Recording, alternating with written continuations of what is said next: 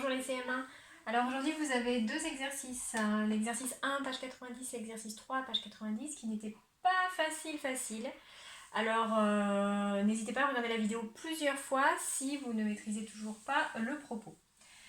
Alors dans l'exercice 1 page 90, vous aviez une division, 86 divisé par 12, et on vous demandait laquelle de ces propositions, laquelle de ces égalités euclidiennes correspondait à la division.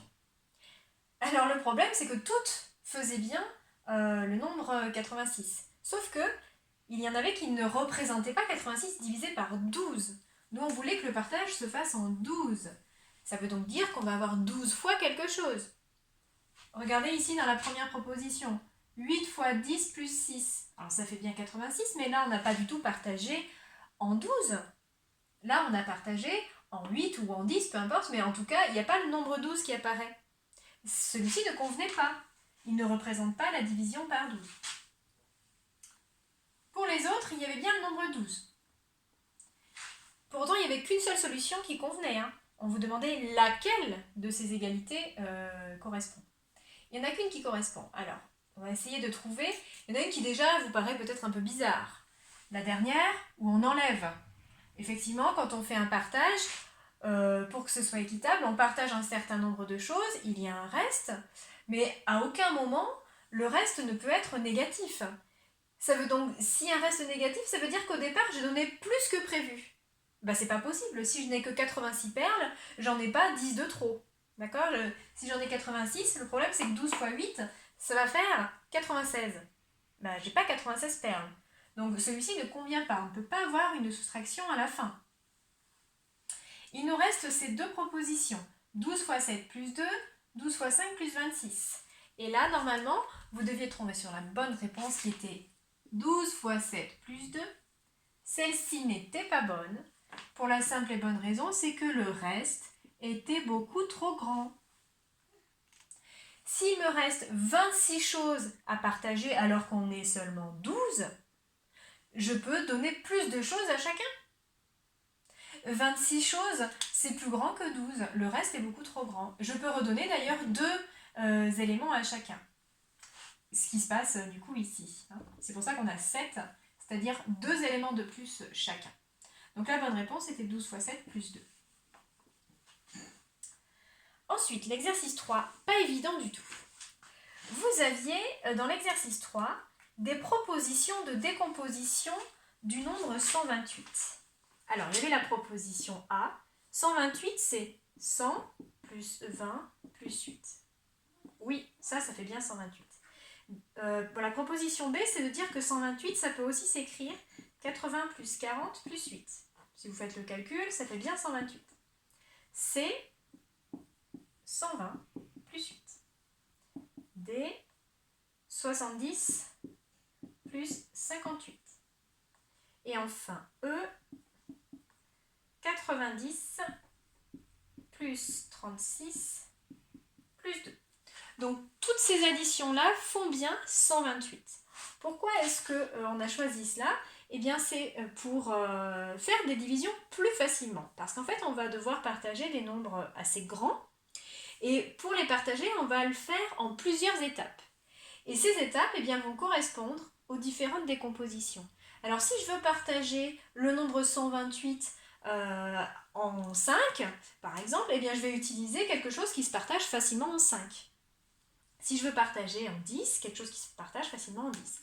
On va travailler en fait avec l'idée des multiples. Vous vous souvenez ce que sont les multiples ? Ça va être très utile aujourd'hui. Je montre, alors si vous étiez bloqué, vous pouvez suivre le premier, deuxième exemple, le corriger, et puis ensuite faire une pause dans la vidéo pour essayer de faire les autres.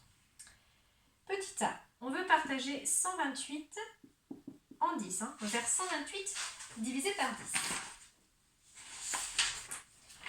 Alors, 128 divisé par 10, on pourrait déjà le calculer tout seul, ça c'est faisable, mais on vous demandait de quand même choisir quelle est la décomposition qui vous permet le plus facilement de partager en 10. Si je veux partager en 10 128, je peux très bien choisir quelque chose qui se partage facilement en 10. La proposition A, 100 partagé en 10 c'est possible, 20 partagé en 10 c'est possible. Ça peut être très facile, je vous montre comment. Si je choisis la proposition A, donc partager en 10, ça veut dire que mon nombre 128, je ne vais pas le partager d'un coup en 10. Je vais d'abord partager 100 en 10, ensuite je vais partager 20 en 10, et ensuite je vais partager 8 en 10. 100 divisé par 10, c'est plutôt facile.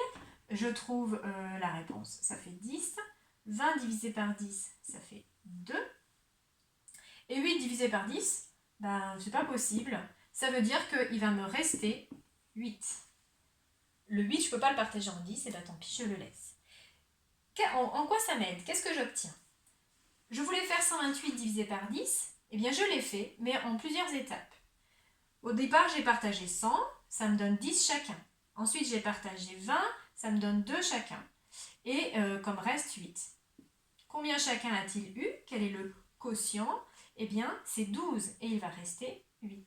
Donc 128 divisé par 10, on obtient comme quotient 12 et comme reste 8. Deuxième exemple, pour bien vous assurer d'avoir compris le principe, 128 divisé par 9. Ici, je veux partager toujours 128 en 9. Ce 128, je vais le faire en plusieurs étapes. Tous font 128. Quelle est la décomposition intéressante quand je veux partager en 9? Eh bien, il faut que je choisisse la décomposition qui utilise des multiples de 9. Est-ce que 100, ça se partage en 9? Ben non, pas forcément. 80 non plus. Je choisis, et puis là, je tombe sur cette ligne qui paraît intéressante. Ça, c'est facile à partager en 9. 36, c'est dans la table de 9. Donc au final, je vais trouver facilement ma réponse à 128 divisé par 9. Je choisis donc la décomposition E. Alors, pour diviser 128 en 9, je vais d'abord diviser 90 par 9. Ensuite, je vais diviser 36 par 9. Et ensuite, je vais diviser 2 par 9. 90 divisé par 9, je réfléchis, cela fait 10. 36 divisé par 9, je me sers de ma table. 4 x 9, 36. Et 2 divisé par 9, bon, c'est impossible, en tout cas en CM1. Et du coup, bien, ce sera le reste. Hein, il restera 2. Qu'est-ce que cela m'apprend? Je voulais partager 128 en 9, j'ai fait en plusieurs étapes. D'abord, j'ai partagé 90, ça en a donné 10 chacun. Après, j'ai partagé 36, ça en a donné 4 chacun. Et il me reste 2. Combien chacun a-t-il reçu? Chacun a reçu 10 et 4, c'est-à-dire 14. À la division 128 divisé par 9, on pouvait trouver quotient 14 reste 2. Voilà pour les deux premiers. Donc, si vous n'aviez pas du tout compris l'intérêt, arrêtez-vous là dans la vidéo, essayez de continuer. Pour l'exercice petit c, on divise en 8. Donc, essayez de trouver quelque chose qui se partage facilement en 8. Voilà. Je continue la correction.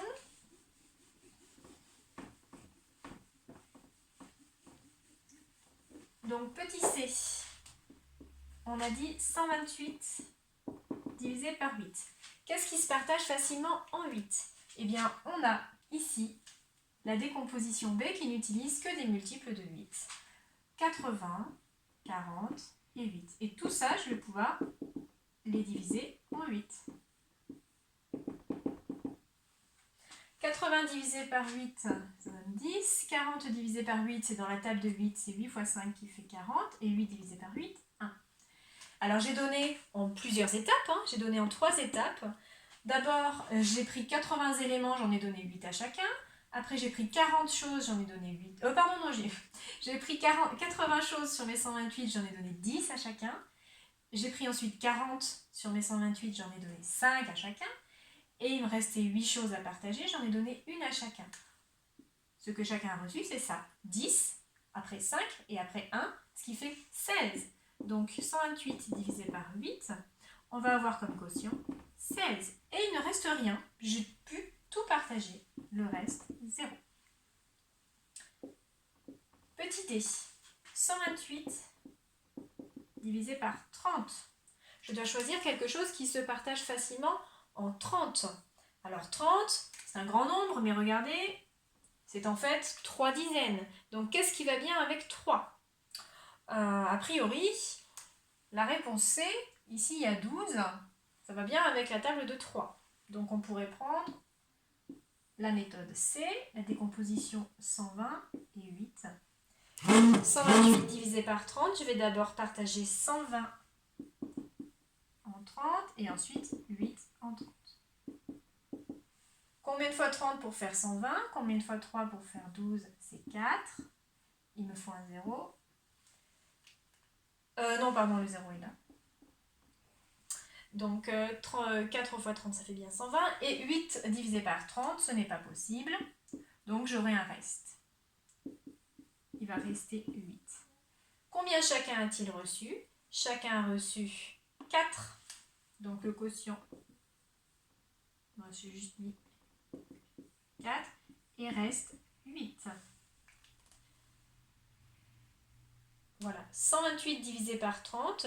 J'ai d'abord fait 120 divisé par 30. Ça donnait 4 chacun. Et il reste 8 que je ne peux pas partager. Donc quotient 4, reste 8. Voici pour la réponse D. Je continue, puisqu'ensuite il restait E et F.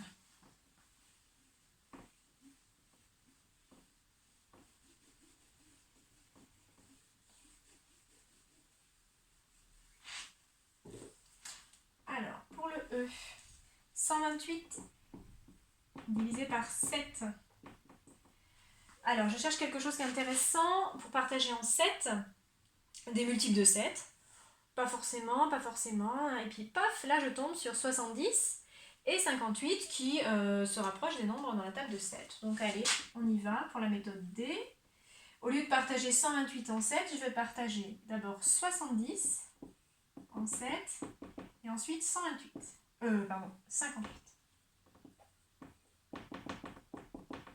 Alors, 70 divisé par 7, facile, c'est 10. 58 divisé par 7, ici ça ne tombe pas tout à fait juste.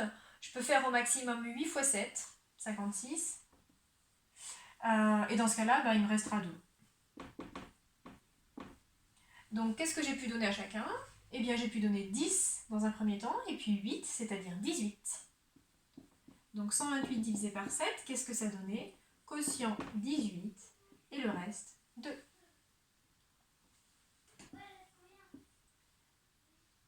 Alors, moi, j'ai présenté comme ça, d'ailleurs, dans la correction. Vous pouviez le présenter autrement, hein. Vous pouviez présenter, j'ai pas pensé à vous le dire, mais 128 est égal à 7 fois 18 plus 2. D'accord? On pouvait très bien la présenter sous forme de multiplication à trous, hein, c'était possible aussi.